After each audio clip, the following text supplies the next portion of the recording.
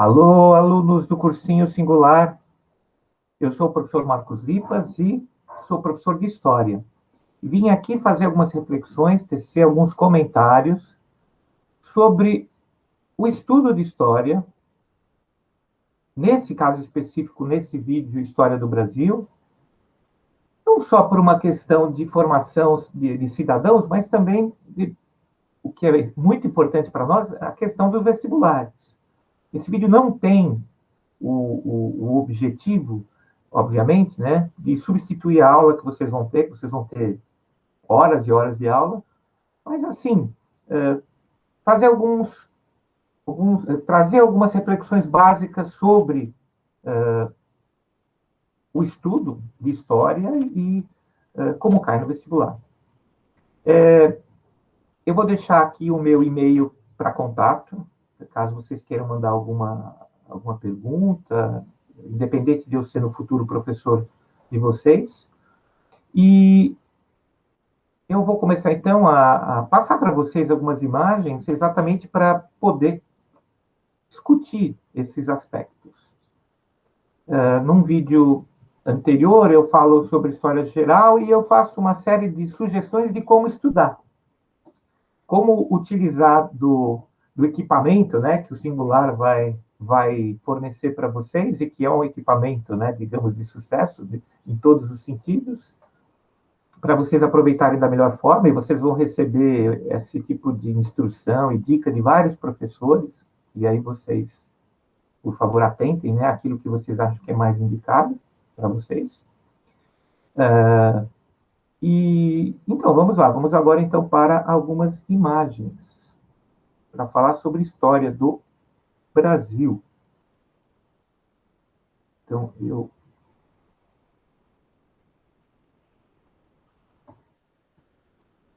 vou começar essa aula, que eu estou chamando de aula 0, Introdução aos Estudos Históricos do Brasil. Muito bem. Aí vocês têm o meu endereço de e-mail, caso queiram perguntar alguma coisa. Vamos estudar. Nosso objetivo esse ano é, né, nós professores e vocês alunos, é estudar muito, aprender muito, e vocês tenham muito sucesso nessa empreitada. Nada como começar bem, né? Começar com ânimo e com uma estrutura, né? Com uma organização. Bom, essa aula, né, esse vídeo, ele vai estar dividido em duas partes. Uma primeira parte que vai falar da história do Brasil, que vai comentar algumas especificidades básicas, né? Não é meu objetivo aqui entrar nem tenho tempo para isso, né? Entrar em detalhes. Vocês vão ter esses detalhes nas aulas aí, posteriormente. E uma segunda parte que vai falar sobre a história como ciência e como ela cai nas provas. Algumas especificidades que são únicas da história. Não só da história do Brasil, mas da história geral. Só que em história do Brasil, elas são muito constantes nas questões. E a história do Brasil, ela não está fora da história geral, né? Ela é uma história que tem suas particularidades, mas nós estamos inseridos num contexto maior. Se não fosse esse contexto, ao invés de eu falar português aqui, eu estaria falando tupi-guarani, né? Agora, sem dúvida, o Brasil tem seus pontos curiosos que outros povos praticamente não conhecem. A história do Brasil não é ensinada em outros países, a não ser coisas muito básicas. Aliás, em geral, nós estudamos mais a história de outros povos do que outros povos estudam a nossa história. Mas, assim, eu acho que sempre é interessante, né, sempre instigante, quando a gente consegue sair daquela caixinha da decoração, daquilo que a gente aprendeu desde o primário, que vira uma coisa constante, e a gente consiga ver com outros olhos. Eu sempre dou como exemplo a história da independência do Brasil. Então, pelos olhos dos estrangeiros, foi algo muito estranho. Então, eu sempre lembro, né, os meus alunos, quando conto isso, de uma ocasião que alguns estrangeiros vieram para o Brasil e pediram para que eu os acompanhasse, e aqui em São Paulo, num passeio, para eles conhecerem aqui a região. Então, a gente viu São Paulo, depois descemos a serra e fomos lá conhecer a Baixada, né, as praias. E quando chegamos em São Paulo, eu fiz questão de levá-los aonde? Ao Museu de Ipiranga, que é excepcional. E naquela época estava aberto o museu, né? Uma das vergonhas aí, está fechado ainda, né? A reforma vai durar quase 10 anos. Muito bem, mas assim, quando a gente se colocou no Monumento da Independência, esse aí, né? Que você tem, inclusive, o mausoléu de Dom Pedro I, eu mostrei exatamente essa reprodução do momento da independência em bronze e comentei. E era um monte de gente, pessoal. A gente foi com ônibus lá, né? Tinha lá dezenas. Ó, aquele cara lá no meio, que é esse aqui, né? Que vocês olharem aqui nessa imagem de bronze, ele está aqui no meio. O Dom Pedro é o líder da independência do Brasil. Aí, vários dos estrangeiros lá me perguntavam: nossa, puxa, que curioso, né? Que é um lugar importante, né? O Riacho Ipiranga. Aí eles falaram, né? Deve ser um brasileiro muito importante, né? Eu falei, ele não era brasileiro. Aí eles olharam para mim com uma cara de espanto e falaram, não, então ele era o quê? Francês? Falei, não. Inglês? Falei, não. Ele era português. Aí olharam para mim e falaram, pô, mas o Brasil ficou independente de Portugal? Falei, né? Agora eles ficaram espantados mesmo quando eu falei que ele era herdeiro do trono de Portugal. Então, é claro, nós, né, que já estudamos a história do Brasil, sabemos que tem todo um contexto, né? A família real portuguesa pode ir para cá, mas eles não fazem ideia disso. Mas é algo estranho, né? Ele deveria não ser o líder da nossa independência, mas foi. E eles ficaram espantados com isso. E o Brasil tem alguns pontos assim que são peculiares na sua história, né? Que parecem ter uma dinâmica diferente. Agora, uma questão, né, que eu discuti no outro vídeo de história geral, né? Saber nomes e datas é importante. Olha, quanto mais você souber, melhor, né? Mas eu sempre chamo a atenção para o seguinte fato, que é específico do vestibular. Que ao contrário do colégio, que vai cair aquele assunto que você acabou de ver, e é do trimestre, que o professor falou na véspera, porque vocês ficaram perguntando até ele falar, tá bom, eu vou falar o que vai cair, pode cair qualquer coisa daquela área do conhecimento, por exemplo, história, tudo.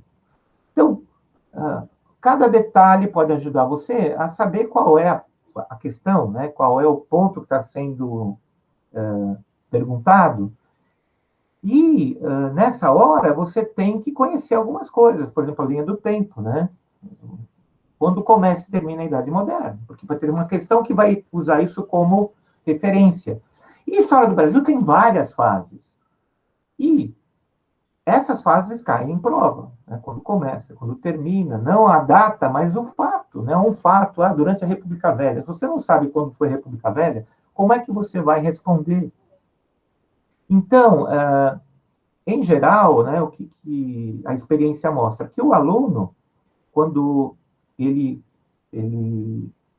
está nas aulas, né, ele participa, ele aprende, com o desenvolver do conteúdo, ele vai se apropriando desses períodos. Talvez as datas não sejam tão importantes, mas o que veio antes e depois é fundamental, né? Então, isso a gente fala em história geral também. Eu tenho que saber que a independência dos Estados Unidos veio antes da Revolução Francesa, porque existem questões que vão pedir essas nuances, tá? Então, vocês têm todos esses períodos aí, né? Eu botei o Vargas porque esse cara é uma espécie de maior concurso de importância nas provas, né? E, então é isso. Eu acredito que a hora que você começar, se você já não conhece esses períodos todos, você começar a lidar com eles e ter a aula, né, de forma constante, né, com profundidade, você se aproprie desses períodos. Agora, começando do começo, né, curiosamente, então, você tem um termo que é usado há séculos, que é descobrimento do Brasil. E existe toda uma linha de pensamento que questiona a ideia do descobrimento do Brasil. Né? Fala, como assim descobrimento? Já não tinha? Você descobre alguma coisa que não existe. Descobrir a cura de alguma coisa. Né? Então, antes não tinha, agora tem. Mas tinha um Brasil antes. E, sem dúvida, existia um território que equivale ao Brasil com os nativos morando lá. Então, a ideia do descobrimento e da importância desse fato é algo que é questionado nos dias de hoje. Eu coloco a seguinte opinião, né? É uma discussão. Então, em questões de humanas, é muito comum você ter, aliás, cuidado, né? Você ter um argumento na questão e depois as perguntas. Leia com atenção qual é o argumento do autor do texto ou que está sendo questionado. Porque pode ser que caia alguma coisa que é o contrário do que você aprendeu, ou é o contrário do que você decorou, né? Então, né, na minha opinião, o descobrimento do Brasil é de um impacto imenso, porque a ideia, né, como está aí na tela, de Estado, Nação e Cultura Brasileira, ela começa em 1500. Então, um Estado que organiza esse território e impõe leis. Uma nação, ou seja, pessoas que têm uma noção de que fazem parte de um todo. Né? O índio brasileiro não falava eu sou índio brasileiro, eu sou de determinada tribo. Né? E essa cultura que fala português, que é de maioria cristã, começa em 1500. E a gente vai entender o Brasil colocando, inserindo dentro do contexto da história geral. Agora, a ideia de descobrimento é importante e ela é questionada. Se antes se dizia que, nossa, Colombo, né? Aí a estátua de Colombo. Colombo começa uma nova fase para a história da América. Viva Colombo! Agora é o contrário. Vamos derrubar a estátua de Colombo, né? Colombo começa a opressão da América, a exploração dos povos e tudo mais. Então esse é um ponto atual em que se discute, né, qual o significado desse tal de descobrimento, né? E é um dos pontos que eu quero depois discutir, né? A questão da historiografia. Como é que você interpreta o passado? Né? O mesmo passado interpretado de forma diferente. E de cara, a gente já tem aqui, pessoal, uma questão. Então, eu não vou entrar em grandes detalhes com relação às questões, mas você tem aí detalhes ou pontos que eu quero chamar a atenção. Tá? Não vou falar todas as alternativas, nada disso. Então, neste dia, a horas de véspera, houvemos vista de terra, primeiramente do monte muito alto e redondo, e de outras serras mais baixas ao sul dele, e de terra chã com grandes arvoredos. Ao monte alto o capitão pôs o nome, o Monte Pascoal, e a terra de Veracruz. É um trecho da famosa carta de Pero Vaz de Caminha, o escrivão da frota de Cabral. Né? Então, o texto acima é uma parte da carta do escrivão Pero Vaz de Caminha, tripulante a bordo da armada de Pedro Álvares Cabral, ao rei português Dom Manuel, narrando o descobrimento do Brasil. Essa expedição marítima pode ser entendida no contexto socioeconômico da época como uma. Então, a alternativa certa era E, tomada oficial das terras garantidas a Portugal. Então, digamos, na alternativa nada se fala sobre o Brasil, né? Pelo acordo de Tordesilhas e o controle exclusivo português da rota atlântica, dando-lhe acesso ao lucrativo comércio de especiarias. Então, aí você tem um trecho que vocês vão ver com profundidade na aula, né? Específica. Mas eu queria chamar a atenção de vocês, né? Por isso que eu pus a questão aí, para o termo que é usado no Mackenzie, recentemente, narrando o descobrimento do Brasil. Então, eles estão usando o termo descobrimento do Brasil sem discutir, não é apropriado usar. Então, eu queria que vocês percebessem, a gente pode usar esse termo, não é errado. É que, às vezes, ele é discutido. Né? Muito bem. E assim, se a gente pensar em termos de Brasil, o Brasil tem muitos problemas, problemas econômicos, né, problemas sociais, desigualdade, racismo, e assim, sem dúvida, os problemas que nós temos hoje, eles têm a sua raiz lá no passado. Por isso que é importante estudar a história, a gente entender melhor o contexto em que a gente está, de onde a gente veio, aonde a gente está, e depois discutir para onde a gente quer ir, né? Então, eu vejo o Brasil meio como aquela criança, né, que se torna um adulto problemático porque teve uma infância ruim, né? Foi espancado, digamos assim, quando chega na vida adulta tem problemas. E muitos dos nossos problemas vêm desse passado, né? Tudo bem. Então, eu vou fazer uma rápida análise da evolução do Brasil, tendo isso como referência, vendo questões que abordam isso.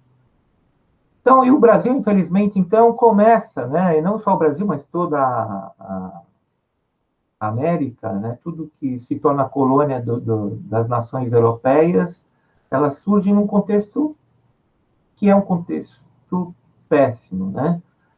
Por que péssimo? Porque quem vai controlar a América, né, os reis europeus, estão no momento em que eles querem se enriquecer.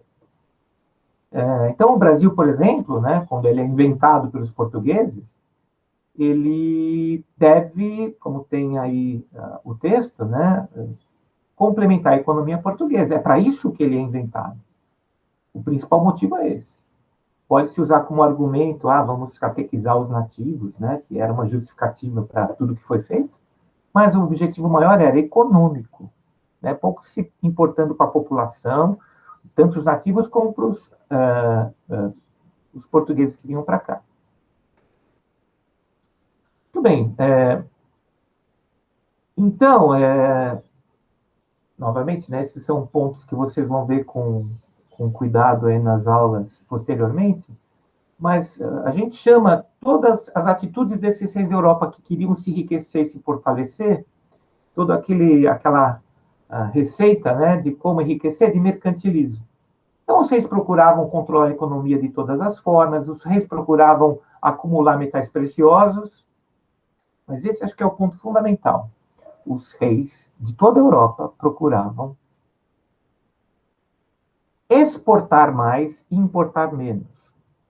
Daí vem a balança comercial favorável. Quando eu exporto, eu vendo. Quando importo, eu compro. Eu gasto quando importo. Então, eu vou importar o mínimo possível, porque eu quero enriquecer. Vou criar obstáculos para a importação, daí o termo protecionismo. Agora, imagine os reis da Europa todos tentando vender muito caro e comprar barato. Fica difícil, né? Agradar todo mundo. Se você faz um negócio que é excelente de um lado, o rei está vendendo muito e caro para um outro reino, dentro dessa lógica, o outro está sendo explorado, prejudicado. E aí que entra o surgimento das colônias. Que tal a gente inventar um lugar, não vou chamar de país porque não é um país, mas é um lugar que tem fronteira, que tem população e que tem atividade econômica, que vai ser criado para ser explorado o tempo todo, de todas as formas possíveis. Seria, né, naquele contexto, o melhor dos mundos para os reis. E daí você tem o pacto colonial, que se baseava na ideia do monopólio. Então, você vai ter uma economia colonial que é voltada só para ajudar a fortalecer a economia da metrópole, do rei português, né, no nosso caso. Então, isso vai pré-condicionar, né, uma situação péssima para a história do Brasil. Nós fomos criados para sermos explorados de todas as formas. E aí vem todo um pacote, né? Por exemplo, vamos desenvolver a agricultura aqui, né? Então, vamos criar, né? Eles, europeus, portugueses, vão criar aqui no Brasil uma forma de exploração agrícola, o chamado sistema de plantation. Que foi usado algo parecido no passado, os romanos usaram lá nas suas colônias, né? Mas que os portugueses aprimoraram na época deles nas ilhas do Atlântico. E que é baseado na ideia da grande propriedade, vou plantar muito, né, tenho terra sobrando, na monocultura vou plantar só aquilo que dá lucro, na mão de obra escrava, porque a escravidão também é uma fonte de renda, né? Infelizmente, os escravizados se tornam mercadoria, e a produção para o mercado externo, porque na colônia praticamente não tem mercado consumidor. Então você tem o senhor, que é o proprietário, ou tem os escravos, especialmente dentro desse contexto. Eu comentei sobre preconceito com o trabalho, vem daí. Tudo bem, aí temos uma questão sobre o mercantilismo. Mercantilismo, enquanto conjunto de práticas adotadas na transição entre o feudalismo e o capitalismo, tinha como principais, como princípios e práticas. Muito bem, aqui me importa menos as alternativas corretas, que são alternativa 1 e 4, né? Então tem lá, exportar cada vez mais, importar cada vez menos, a fim de obter uma balança comercial favorável e reter metais preciosos. É o mercantilismo. Incentivar a produção nacional agrícola e a manufatureira e desestimular as importações de mercadorias. Isso como referência o reino, não a colônia. Mas me importa mais as afirmações erradas. Muito bem, porque elas tocam especialmente a questão das colônias.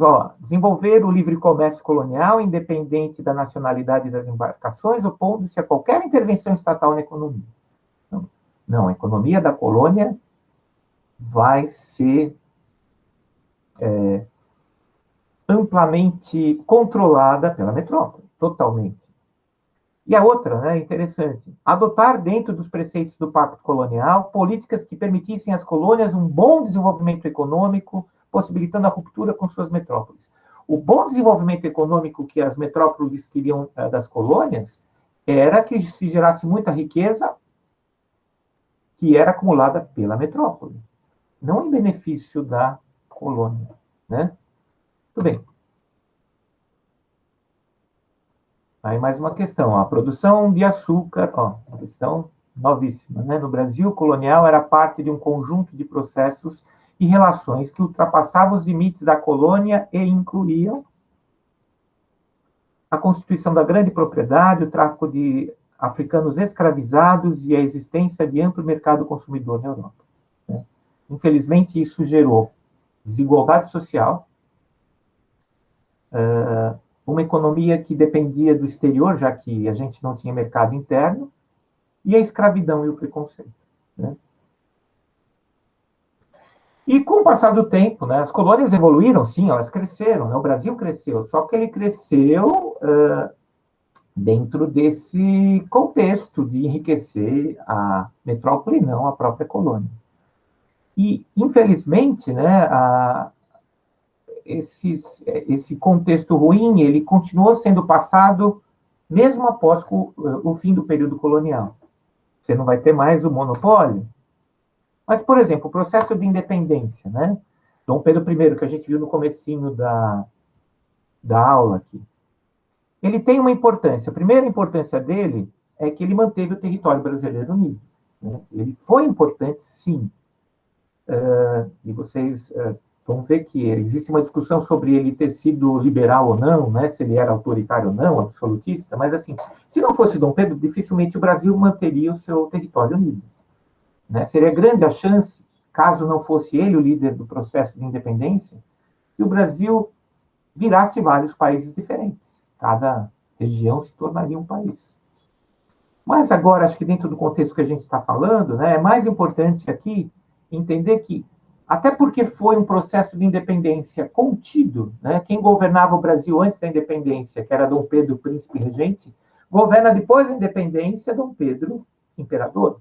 A gente não teve, assim, guerras de independência extremamente profundas, grandes levantes sociais. A gente teve guerra de independência, mas não com essa profundidade, né? E o Brasil ficou independente de Portugal? Mas se manteve a elite agrária no poder, que já era assim na colônia. A nossa economia continuou tendo uma base primária exportadora, E a escravidão se manteve. Então, a gente continuou com uma estrutura muito, quer dizer, praticamente igual ao período colonial. Bom, essa é uma questão, pessoal, ela é uma questão simples, mas, assim, para mim é mais importante o enunciado, tá? Porque o enunciado, ele coloca toda essa questão da desigualdade, né, que o Brasil vai ter historicamente. Então, a desigualdade social que permeia a sociedade brasileira está umbilicalmente vinculada à escravidão, que foi a base do sistema escravista. O tráfico negreiro no Brasil perdurou do século XVI ao XIX. Além de receber um maior contingente de africanos escravizados, cerca de 40% do total, né, do total de toda a história desse período da Idade Moderna, o país foi a última nação americana a abolir a escravidão. Aí tem lá a questão propriamente. Oficialmente, a extinção do tráfico negreiro ocorreu através da Lei Eusébio de Queiroz. Mas, para mim, o enunciado ele é mais importante dentro do contexto que a gente está falando, né? Mais uma questão. É uma questão que usa uma imagem de Jean-Baptiste Debré, né? É interessante, como eu falei no começo da aula, como os estrangeiros, quando alguém que vem de fora, ele consegue perceber as particularidades de um contexto, de um país, de várias coisas, porque ele tem a visão renovada, ele não está acostumado com aquilo. Então, por exemplo, né, não sei se alguém aqui já viu neve, né, mas a gente, quando vê neve a primeira vez, você brinca com a neve, você faz anjinho de neve, faz boneco de neve. E nos países onde neva, eles, em geral, logo descobrem quem nunca viu neve, né? Não as crianças sempre brincam de neve, mas, assim, os adultos vão brincar também, né? Então, quando vinham esses estrangeiros para o Brasil, eles, às vezes, escreviam cartas, ou eles escreviam diários, ou eles, por exemplo, como o Debré, faziam quadros daquilo que chamava atenção. Para os brasileiros, essa imagem era normal. Para os estrangeiros, não era, né? Essa questão da própria escravidão. Então, com referência à escravidão no Brasil, a obra permite inferir, a obra de Debré, né? Simplesmente o desenho. Uma representação em que o artista busca captar cenas da vida social que expõem o caráter desumanizador do escravismo, que os escravos viviam em condições muito precárias, mas seus descendentes, apesar de vítimas da escravização, foram beneficiados pela lei de terras, que permitiu o livre acesso às terras devolutas da nação, ou um cenário próprio de um país que, na atualidade, ainda não erradicou a desigualdade social. Na atualidade. Fácil, né? A questão 1 e 3 estão corretas. Né? A questão 2, aliás, né, uma imagem passar tanta informação assim seria difícil. E não está correto. Muito bem. Então, o período colonial vai criar esse ambiente de desigualdade social e racial. Depois de 67 anos de monarquia, é proclamada a República. Agora, será que a República, quando ela é proclamada, ela vai trazer aquela mudança estrutural profunda nesse contexto injusto? Não, né? A dita República Velha, ou Primeira República, também é chamada de República Oligárquica, ou seja, a República de alguns, em grego. E também manteve as antigas estruturas tradicionais. A própria Constituição republicana, ela procurava manter esse espírito de desigualdade. Ficava feio, pegava mal, né? Numa república, você dizer que pobre não pode participar da política, né? Que somente os mais poderosos devem ter acesso ao poder, o que era escrito nas constituições na Constituição anterior do Império, né? A questão do só quem tem renda participa. Mas eles não foram muito sutis, né? Mas eles colocaram, né, que só os alfabetizados podem votar, né? A minoria da população, e o voto era aberto. E o voto aberto permite a manipulação dos poderosos. Então, a elite agrária continuou no poder. A economia continuou tendo uma base agrária, porque essa elite agrária em grande parte, os cafeicultores vão organizar a economia da República Velha em benefício próprio. E aí você tem, por exemplo, a política de valorização do café.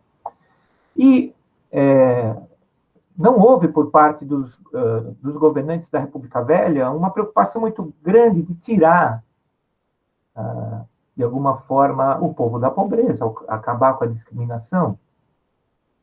Inclusive, não fazia parte do discurso oficial a ideia de que há pobreza no Brasil. Reconhecer a pobreza e a desigualdade. Isso, na verdade, vai acontecer só no final da República Velha e especialmente no governo Vargas, né? E, por isso, você vai ter uma série de conflitos decorrentes dessa desigualdade. Então, relacione com uma questão aqui recente também, relacione corretamente os movimentos sociais da Primeira República com suas respectivas descrições, numerando os parênteses abaixo de acordo com a seguinte indicação. Então, o cangaço, canudos, contestado e revolta da chibata. Todas têm influência da desigualdade. Então, a primeira é Canudos, né, ocorrido no sertão da Bahia, sob a liderança de um beato cearense. A comunidade por ele organizada foi destruída após ser atacada pela 4ª expedição militar, que contava com cerca de 7.000 soldados. 7.000 soldados armados destruíram um vilarejo que tinha algumas dezenas de moradores. Depois, a segunda afirmação, cangaço, iniciado no século XIX, esse movimento que durou até a década de 40, era formado por homens armados que agiam principalmente no Nordeste brasileiro. Alguns grupos atuavam sob mando dos poderosos e outros eram independentes. A próxima afirmação, que é 4, revolta da chibata. Rebelião dos marinheiros, em sua maioria negros e mestiços, contra castigos corporais. Havia, inclusive, a lembrança da época da escravidão, é um dos motivos da revolta, a que foram submetidos pelos oficiais, também reivindicavam melhores salários e folgas semanais. E a última, né, o contestado, movimento liderado por beatos, é bastante parecido com Canudos em alguns aspectos, ocorrido na região sul do Brasil e que teve como pano de fundo a disputa por territórios entre 2 estados, o interesse de grandes companhias e o fanatismo religioso. Muito bem. E eu quero ir agora para a segunda parte da aula. Eu fiz algumas reflexões sobre a nossa evolução histórica e sobre a desigualdade, de onde ela vem, né? Vocês vão depois entrar em assuntos como Vargas e posteriores, que existem tentativas de você diminuir a desigualdade, né? Leis trabalhistas e tudo mais. Agora, a segunda parte ela tem a ver com pontos que estão relacionados ao estudo da história especificamente, mas que caem muito nas questões de vestibular e é muito comum em história do Brasil. Então, são 2 pontos que eu quero discutir com vocês: a questão da iconografia e a questão da historiografia. E como isso cai em história do Brasil. Muito bem, iconografia. Ícone é uma palavra que tem sido usada nos últimos anos nos computadores, né? Mas ela tem um sentido mais antigo e amplo, né? Então, o que é a iconografia? Iconografia quer dizer, ícone quer dizer imagem, grafia quer dizer escrita. E a iconografia, em história, seria, para nós aqui, o que importa, seria como determinados personagens ou fatos históricos são lembrados através de imagens. Então, eu destaquei em amarelo lá, ou no final, né, uma leitura crítica dessas imagens. Então, determinados personagens históricos ou fatos, eles são representados em imagens de uma forma constante. E eu vou dar um exemplo, né, que é de um amigo meu, né, que eu fiz colégio técnico mecânico do Estado, pessoal, foi assim, um desastre lá, né, não tinha nada a ver com técnico mecânico, né, com uma área de exatas, e percebi isso e fui fazer história. E um amigo meu, muito amigo até hoje, ele também não se dava bem com isso, virou um excelente professor de violão, ele toca violão clássico perfeitamente. Eu lembro quando ele chegou um dia para mim e falou surpreso, que ele achava que Dom Pedro I era filho de Dom Pedro II. Mas por quê, né? Porque Dom Pedro I sempre aparece jovem, né? E Dom Pedro II sempre aparece velho nas imagens, nos livros didáticos, né? Que a iconografia ela acaba ressaltando determinadas imagens que ficam no nosso inconsciente. Né? E aí eu expliquei mesmo naquela época para ele que Dom Pedro I é lembrado jovem porque ele morreu mais jovem. Né? Dom Pedro II, ele não só morreu mais idoso, mas ele era um amante da tecnologia, então ele foi um sujeito que foi um dos primeiros no Brasil a ter telefone, a ter gramofone, e assim, um aficionado da fotografia. E ele já era idoso, né? Essas fotos eram tiradas quando ele já era bem velho. E fica essa situação, né? Quem é pai de quem? Agora, eu vou usar como gancho desse assunto o próprio Dom Pedro II. E existem algumas questões que eu escolhi para mostrar como é que a iconografia cai em prova. Né? Então, por exemplo, Dom Pedro, ele é lembrado nas imagens como um governante velho, mas ele começou a governar o Brasil bastante jovem. Né? O período regencial ele é um período de muitas revoltas. Né? Quando Dom Pedro I sai do poder e o filho dele só tinha 5 anos de idade, você vai ter um período em que não havia imperador no Brasil, e aí as elites locais de cada província começaram a se revoltar, não aceitaram o governo do Rio de Janeiro.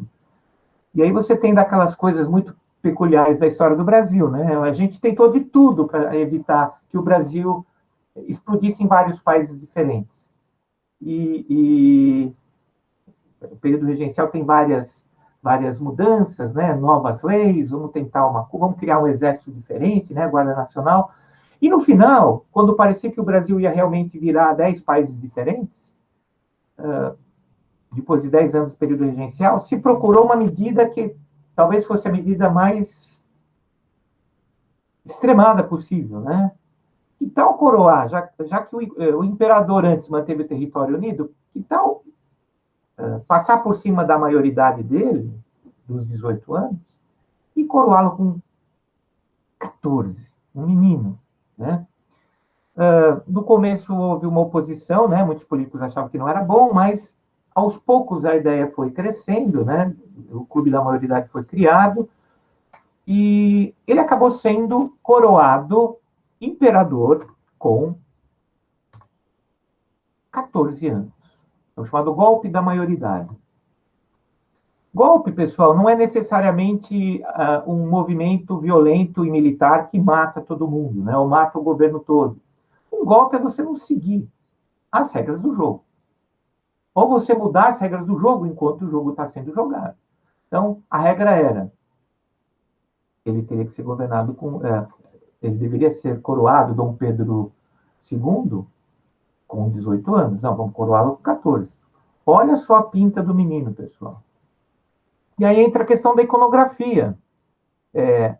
São pouquíssimos os quadros e imagens de Dom Pedro II com essa cara aí de bebê. Porque realmente se temia, né, que a partir do momento que as pessoas percebessem que ele era tão jovem, que não funcionasse. Agora, curiosamente, segundo o reinado, mesmo nesse contexto estranho, né, com esse menino no poder, ele acabou tendo alguma estabilidade, né? Teve, pelo menos em termos de Brasil, foi estável. Então tem algumas questões aí, né? O jovem Dom Pedro aí, né, tem uma imagem dele jovem. Queremos Dom Pedro II, ainda que não tenha idade. A nação dispensa a lei, viva a maioridade. Isso é uma quadrinha, né, que se falava na época do golpe da maioridade da coroação de Dom Pedro II. A segunda quadrinha, por subir Pedrinho ao trono, não fique o povo contente. Não pode ser coisa boa servindo com a mesma gente. Né? Um está falando bem do movimento e outro mal. Né? Então, os dois versos se referem ao processo que culminou com a antecipação da maioridade de Dom Pedro II em 1840 e permitem vislumbrar as preocupações na transição para o Segundo Império. Muito bem. Então, quais são as alternativas corretas? São as 3. Quais são as preocupações? A primeira, a ideia de a nação dispensar a lei encobrir a ilegalidade de alçar ao trono um nobre com 14 anos de idade, assim como encerrar o período denominado como regencial. Era um golpe duplo, porque não tinha acabado o mandato do regente. Araújo Lima não tinha acabado o mandato dele. Grafar Pedro no diminutivo, o Pedrinho, induz ao pensamento de que o momento correto para a coroação do imperador deveria respeitar o período de amadurecimento estabelecido pelo projeto das regências, ou seja, ele chegar até a maioridade. 3. Nos dois últimos versos da segunda estrofe, a discussão é posta no sentido de que existe um grupo interessado na subida ao trono e que interesses políticos e econômicos específicos podem não satisfazer a nação como um todo. Ou seja, o menino está sendo coroado, só que quem está em volta do menino eram os mesmos que governavam antes. A iconografia de Dom Pedro II jovem, aí aqui uma iconografia dele já maduro, com seu manto real em verde e amarelo, as cores da casa dos Habsburgos e Bragança, mas que lembravam também os tons da natureza do Novo Mundo, né, Habsburgos e Bragança, né? Você tem o imperador Dom Pedro I e a sua esposa, cravejado de estrelas representando o Cruzeiro do Sul, e finalmente, com o cabeção de penas de papo de tucano em volta do pescoço, Dom Pedro II foi coroado imperador do Brasil. O monarca jamais foi tão tropical. Entre muitos ramos de café e tabaco, coroado como um César em meio a coqueiros e palmeiras, Dom Pedro transformava-se em sinônimo da nacionalidade. Aí tem o livro As Barbas do Imperador, muito bom. No segundo reinado, a monarquia brasileira recorreu ao simbolismo de determinadas figuras e alegorias. A imagem, né? Iconografia. A análise da imagem e do texto revela que o objetivo de tal estratégia era, eu vou direto para a alternativa correta, né? Como eu falei para vocês, obscurecer a origem portuguesa e colonizadora. Ou seja, a casa dos Habsburgos e Bragança. Bragança é a família, né, a dinastia portuguesa que governa o Brasil. Os europeus continuam aqui. Então, você vai, digamos, dar uma retocada nessa imagem usando símbolos que são símbolos tropicais. E já que a gente está falando de Dom Pedro II, uma questão de iconografia, propriamente, dele deve. É correto interpretar a charge que representa Dom Pedro II e foi publicada em 1887 como uma crítica à passividade e à inoperância do imperador em meio a um período de dificuldades no país. Então, no final do segundo reinado, você tem problemas, né? Depois da Guerra do Paraguai, você vai ter a questão da abolição, o problema, a questão religiosa, né? A questão militar. E Dom Pedro, idoso, parecia não dar conta de tudo, né? Muito bem. Então, fiz algumas reflexões sobre iconografia. Existem várias outras, mas eu acho que foi um tempo certo, né? A gente não pode se deter muito aqui. Agora, o segundo ponto que eu quero trabalhar com vocês é o conceito da historiografia, que também é fundamental. Não só a história do Brasil, mas a história geral também. A historiografia tem dois sentidos. Historiografia pode ser todo o conjunto de obras que fala sobre a história de algum determinado povo ou lugar. Então, historiografia do Brasil. Então, você vai pegar todos os livros de história do Brasil falando sobre ele. Esse compêndio é a nossa historiografia. Mas a historiografia também pode ser entendida como de que forma um determinado autor conta um passado. Qual tipo de enfoque ele dá. Então, aí eu ressaltei em amarelo também, determinadas formas de explicar a história se ajustam de acordo com a ideologia de quem fala, se a pessoa é marxista ou é liberal, por exemplo, ou a nacionalidade. Então, eu sou descendente de lituanos. E aí tem lá, a Lituânia foi dominada pela Rússia e pela União Soviética. Então, cada um desses lados tem uma historiografia diferente. E se discute, né? Cada uma procura legitimar determinados pontos de vista. Então, eu vou pegar algumas questões importantes, por exemplo, a questão dos bandeirantes. E a historiografia, um dos pontos que ela aborda é se determinado grupo ou pessoa foi herói ou foi um criminoso. Isso é muito comum em história e historiografia. Então, os bandeirantes são lembrados, né, como um grupo de paulistas que expandiram o território brasileiro. Agora, eles seriam heróis ou vilões? Né? Aqui você tem uma estátua de um dos bandeirantes que se encontra no interior do Museu do Ipiranga. A imagem aqui é a imagem de um herói. Né? Não pela história, digamos, que é pregressa, mas pela atitude, pela iconografia. Né? Como é que parece essa estátua? Olha lá, qual você tem? Ou o grande visualizador do horizonte, você tem o capeta, né? Mas o que foram as bandeiras? Então, para a gente entender qual é essas visões, então entender que as bandeiras foram expedições particulares que saíam de São Paulo. Então, na verdade, no início elas saem de São Vicente, depois, após a fundação de São Paulo, vão sair de São Paulo.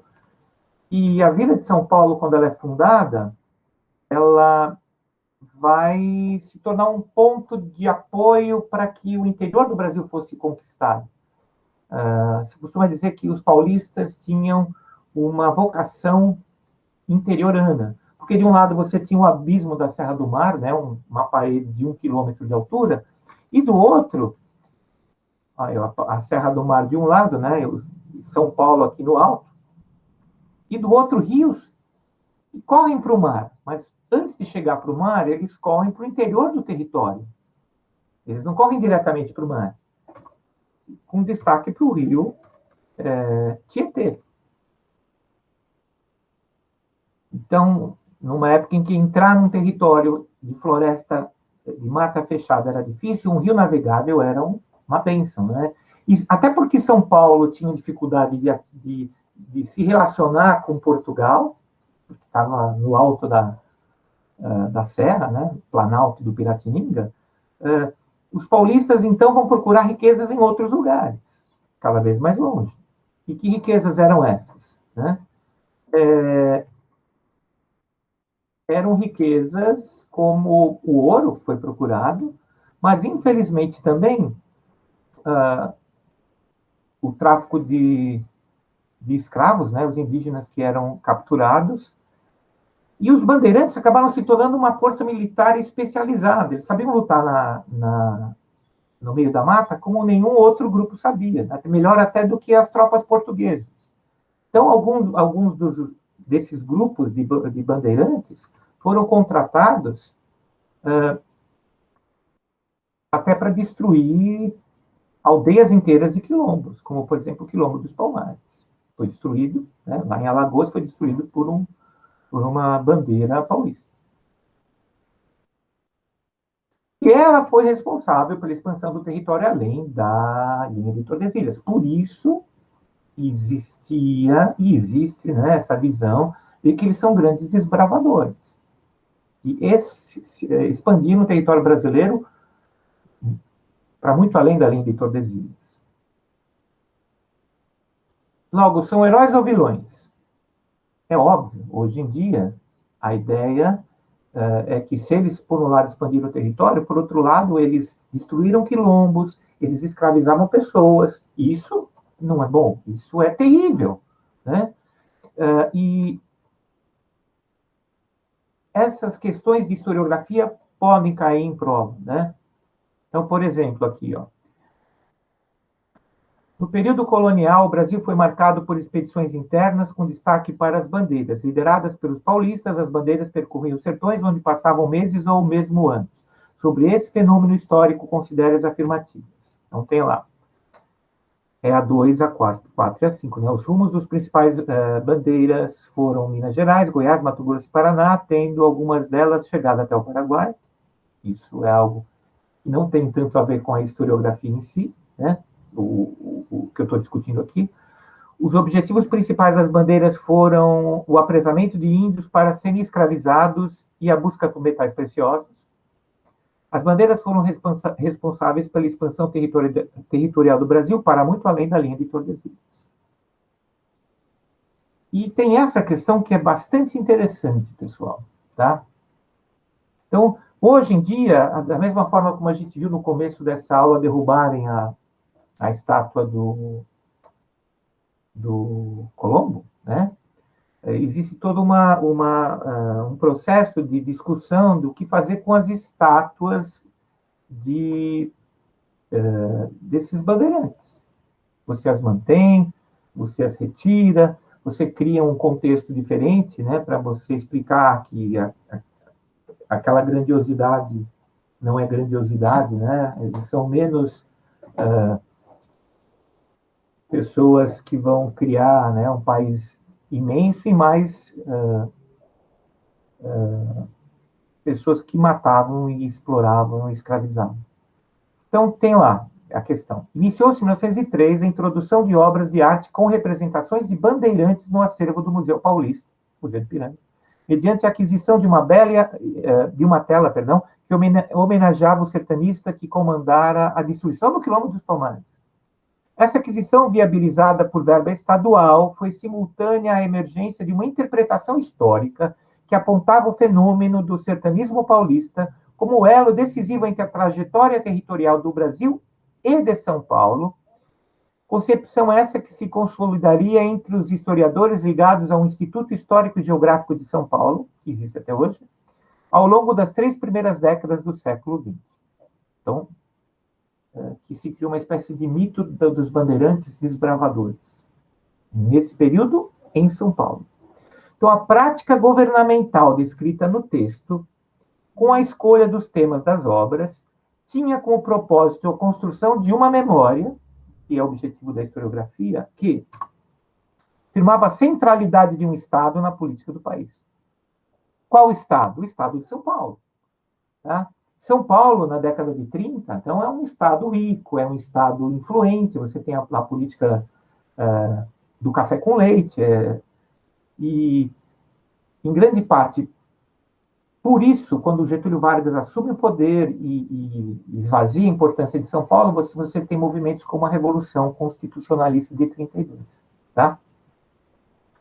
Muito bem, e tem uma outra questão ligada à historiografia, e que a gente pode colocar em iconografia também, que é a questão da Inconfidência Mineira e Conjuração Baiana. Então, para eu não me delongar muito mais, são duas grandes revoltas do período colonial, e eu quero começar com a seguinte reflexão, né? Os colonos tinham um motivo no Brasil para se revoltar? Claro que tinham, né? Você tinha um monopólio que permanecia, mesmo no final do século XVIII, logo a colônia só podia vender para a metrópole, e a colônia só podia comprar da metrópole. Havia um grande número de impostos que os brasileiros eram obrigados a pagar, especialmente a região mineradora, depois foram criados novos impostos. E os brasileiros, né, natos, eles não tinham os mesmos direitos dos portugueses que vinham para cá e que ocupavam os cargos mais importantes. Então, havia uma exploração muito grande.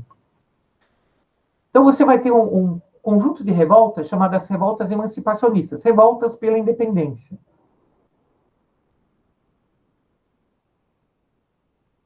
Que elas foram muito comuns entre o século XVIII e XIX, que elas eram decorrentes não só da exploração, mas da influência do iluminismo e de processos como a independência dos Estados Unidos e a Revolução Francesa.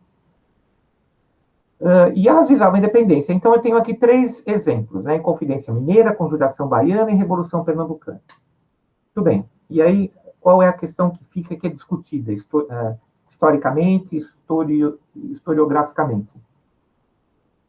Revolução Pernambucana eu vou deixar de lado, mas vamos pegar Inconfidência Mineira e Conjuração Baiana. Qual é, desses movimentos, aquele que vai gerar um feriado nacional? Né? E por que é que esse movimento, e não o outro, vai gerar, ou vai se criar um feriado em sua homenagem? Bom, Inconfidência Mineira. Ela não chegou realmente a eclodir, ela não saiu da fase conspiratória. A elite local, então, eram advogados, né, eram padres, eram militares, oficiais, que queriam fazer a independência da região, do Rio de Janeiro também, uma república, uma fábrica de pólvora, eles pretendiam fazer uma faculdade de geologia, mineralogia, e entre eles, né, não havia assim a questão fechada de acabar com a escravidão. Né? O mais pobre deles, né, o Joaquim José da Silva Xavier, o Tiradentes, era o mais radical, era o mais pobre e era aquele que claramente queria o fim da escravidão. Bom, o movimento não chegou a ser eclodir,